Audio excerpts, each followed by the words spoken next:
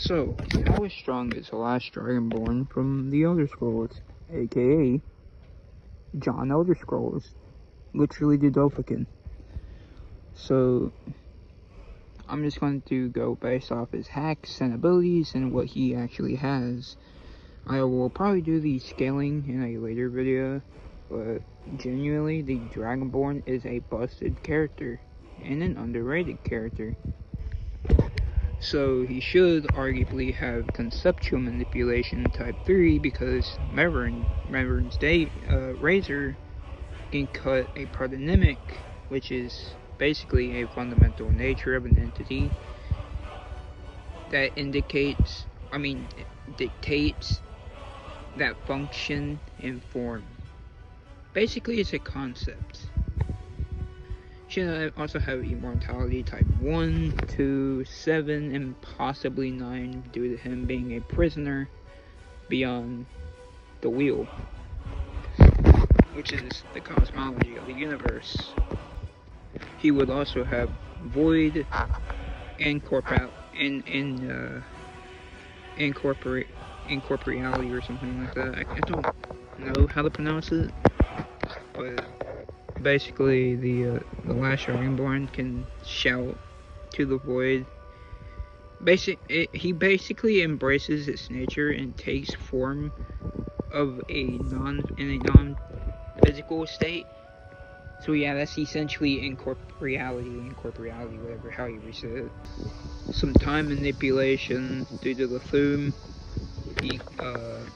There's a voice or a shout that can basically stop time.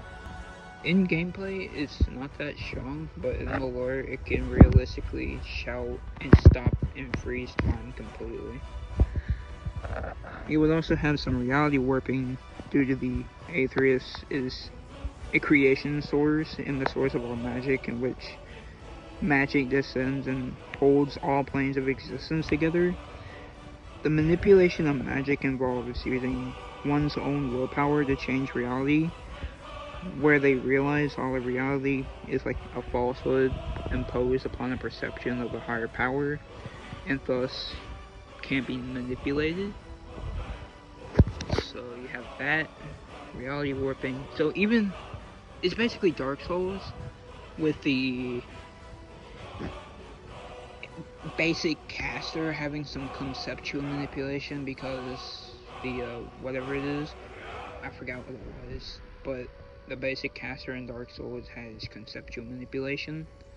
But basically, this is just unironically more stronger than anything in Dark Souls or Elden Ring. He should also have a causality type 5 because the prisoners are mythic archetypes beyond the infinite fractured structure of time and causality. He should also have transcendentality type 3 as a result of being beyond the wheel, the prisoners beyond all the truths, contradictions, theories, present in the oblivion, while also beyond the dualities of present within the two moons, which are gods, like basic. They're dead bodies of a god. He should have subjective reality due to the prisoners being able to peer into the Elder Scrolls and view all possibilities and events within time and causality, and can actualize any of the events by simply choosing it, where they can make reality a metaphor. This would also be somewhat of a fate manipulation type feat too. You should also have beyond dimension existence type 2, because the prisoners can exist beyond the oblivion, which hold power that is a undimensioned phenomenon, and basically goes beyond the Aetherius. Again, these names are weird. Please just hang with me here.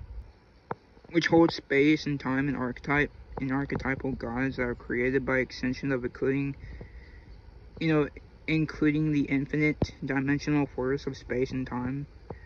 You would also have conceptual manipulation type 2 and 1.